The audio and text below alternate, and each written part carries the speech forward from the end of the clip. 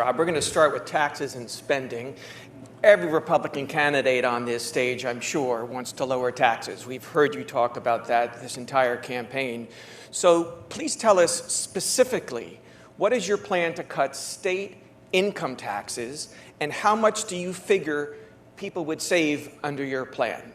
Bobby Charles, let's go to you first. To me first, sure. So I will eliminate the income tax in 4 years. And people say it can't be done, so I've gone around and taken a survey of people who've been there and who've done this kind of thing, looked at the other states, and I'll tell you why it can be done and needs to be done. This budget has grown $6.44 billion under Mills, 77% increase since fiscal 18 to 26. That is an unsustainable, we use the word unsustainable. It's actually more than unsustainable. It's reckless. It has crashed this economy. The reason we see no growth, the reason businesses are leaving at 300 and 400 a year, the reason small businesses are going out of business, the reason we're suffering is because of these taxes and because of this excess spending. So it's very methodical. Over a 4-year block, phased in, using all of the 800-page budget we've already got, we literally start redlining things up front. I will use the line item veto. We will use every tool in our basket to get taxes down, and then we're going to turn simultaneously to property taxes. David Jones? Well, my plan is to eliminate property tax, right, on primary physical residence. I want to raise the homestead exemption to $500,000, and I want to fund the schools with the money that I'm going to save with the audit that I know I have to do. I'm going to create what's called DOGE, David's Office of Government Efficiency. And I think there's about $1.5 billion to $2 billion in wasteful spending. We went from $7.5 billion to $12 billion. That's about $4.5 billion increase in cost of living. Should have taken it probably to about $9 billion. So I think we have about $3 billion to work with, some essential, some non-essential, I don't know. I don't think what we have here is a revenue problem. I think what we have here is a spending problem. Now, a lot of the things that they spent our money for are not things that you or I as normal Mainers would want to see happen. So I think with my DOGE, with the David's Office of Government Efficiency, we will audit, we will find the essential and get rid of the non-essential, and we will reallocate those dollars to the towns to make up the shortfall that the towns will suffer as a result of cutting the property taxes. Garrett Mason? Well, I mean, to be honest, I'm the only person on this stage who's actually made measurable progress in reduction of the income tax.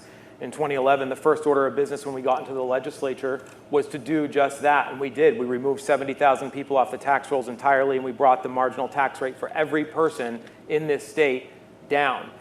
We did that through ending fraud, waste, and abuse. We cut all over the state government. There was a general cut of about 4% in that year, and we were able to pass those savings down to the taxpayer.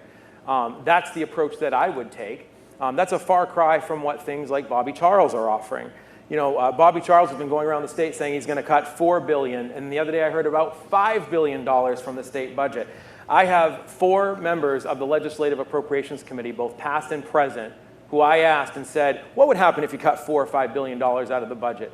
And the answer was unanimous. It would tank the state economy. And that's why I have 45 state legislators, both present and former, who have endorsed my campaign, because they know that the leadership I will provide will be steady, realistic, and we will get the job done just like I did before. We'll come back to you, Bobby, to respond to that, but let's keep going. Owen McCarthy. Well, thanks, Phil. We're in a world today where talent can move around anywhere that they want to be. 8 states have no income taxes, soon to be 11 or 12, and other states are considering it.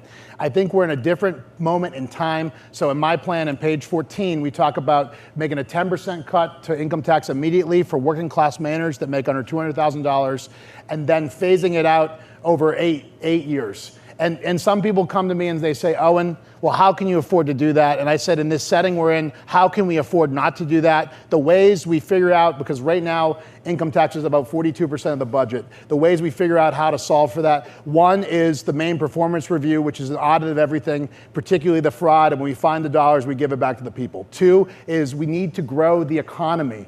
Right now, in the plan, I talk about creating 50,000 foundational jobs that sell things across border. That would double last year's GDP. You do that, you make it up with corporate tax, not the tax rate. And then finally, you got to be efficient as you go forward. And then you merge all this together, you can cut the income tax in 8 years. Ben Midgley? Yeah, so the state is one of the highest tax states in the country with one of the lowest average incomes. And when you look at the effect of tax cuts, when you cut taxes, like was done in 2011 and 2015, the state actually makes more income. So it behooves all of us to lower taxes. When you have more money in your pocket and corporations have more money in your pocket, they spend more, so state revenue goes up. My focus is on the overall tax burden, not one tax in particular. We have too many: income tax, sales tax, property tax, excise tax, corporate tax, millionaires tax. There isn't a tax that the state doesn't like. So the thing you have to do is start to lower the spending, which has gone out of control. 200 years to get to a $7 billion budget, only 7 more years to get to a $12 billion budget. That's $5 billion of taxpayer money that's been taken. So you got to reverse that. The majority of the budget, 77% of the budget, is in the Department of Health and Human Services and the Department of Education. The biggest drain on the budget right now is our welfare system. Now, I've been on it. You got to give folks a path off it, and it's good for folks that need it, but you've got to create a bridge so folks can get off of that and get back into the workforce. And Robert Wessels? Maine is the 4th highest state with a tax burden. And I hate property tax. To me, property taxes, it's like you're renting your property from the government, and I'm not okay with that. I will be working to cut $2 billion from the budget in the first budget cycle and use that savings to put towards a homestead exemption. This is a short-term, again, it's a short-term plan. Ultimately, I want to use that homestead exemption to create immediate relief. But then my long-term goal is to get rid of property tax altogether on Maine residents, primary resident. Then we begin to turn our attention to the income tax and begin lowering that once we have our property tax figured out and under control. Bobby Charles, I want to give you Actually, we need to give Jonathan Bush a chance. Oh, I apologize. So Robert has it at 4th highest, depends on how you calculate it. I have it at 3rd highest, just up from 5th highest last month. Nice job, Augusta. This is for the 5th poorest state in the country. It's no wonder we are 49th out of 50 states for economic growth. It's no wonder working families are being suffocated by the fixed cost of their towns, their property tax. The mission for this first tax cut has to be one thing. Maine is open for business. We're tired of being a no-fly zone. We're ready to be open again. I believe the way to do that is a $2,000 per family income tax cut, $1 billion out of the budget. That can allow us, that'll start to bring back businesses. You don't need the whole $1 billion out of savings because you're going to start to wake up the economy, bring people back to the state, keep businesses in the state, bring good jobs for Maine. That will bring down property tax loads as more people have jobs in towns. I know what this is like. I've done this already in Maine, in Waldo County, where we built 1,000 jobs. It separates me from lobbyists who maybe, Bobby, with respect, hasn't run anything in a very long time except for a small lobbying firm. 25 of the last 27 years as a lobbyist. It's easy to make big promises if you haven't delivered. I'm quite sure I know how to deliver that number. And by the way, your plan, which you announced on tax day, that's a 25% tax cut for it's everyone? About 25%, but you don't need it all out of spending because you can then bring some revenue back into the state. Bobby, I want to give you a chance to respond to what Garrett Mason said, but I also want to preface that with the information we have from the Department of Administrative and Financial Services is that 55% of the general fund of general revenue in Maine comes from income taxes. So when you and Owen and some others talk about zeroing it out, that's a lot of revenue that you would zero out, but please pick it up from there. So I'm going to do a double rebuttal here with Jonathan as well. Let me start by saying 43% is the number that I see coming from income tax right now. That's the individual and personal. That the is, rest is I am corporate. talking about the individual income tax. Okay. That's what I'm not talking about corporate. Right now, we are in an environment where you've seen an uptick. Now, think with some imagination here, as well as, I've got a graduate degree in economics. I've run a company for 25 years. I ran a multi-billion-dollar operation and downsized it at the same time they were putting more and more mission on us.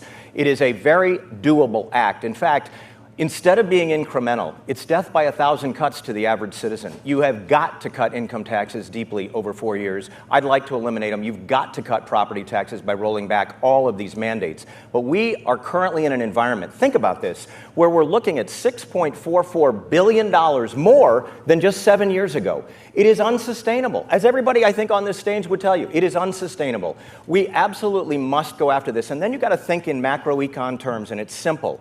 When you cut income taxes, you leave about $5,000 per person back in the people's pockets. The multiplier effect is 16. Instead of buying a piece of a bureaucrat, you buy everything that a farm owner or anybody else, business owner or individual person goes out and buys. The sales taxes don't have to come up because sales revenue goes up, so you get growth. And then everybody on this stage, I think, believes that growth is the fundamental. We need to rethink everything, and that means putting a growth task force together and making it real. All right, I know David Jones and Garrett both want to respond. David, go first. All right, the clock isn't working, by the way. Right.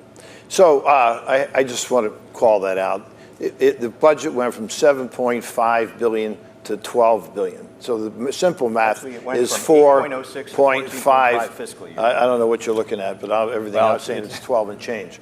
So maybe we have a disagreement there. But the idea that you can eliminate the income tax, I just don't see it.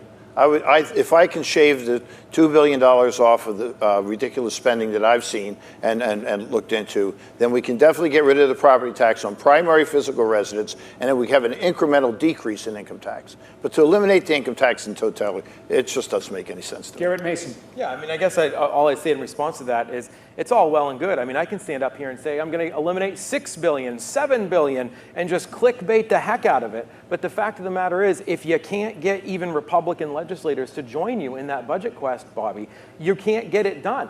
And so what you need to do is you need to actually go ahead and do reasonable cuts that can lower the income tax. If Paul LePage could only bring the marginal tax rate down 1.15%, I don't see how you're able to do that in 4 years.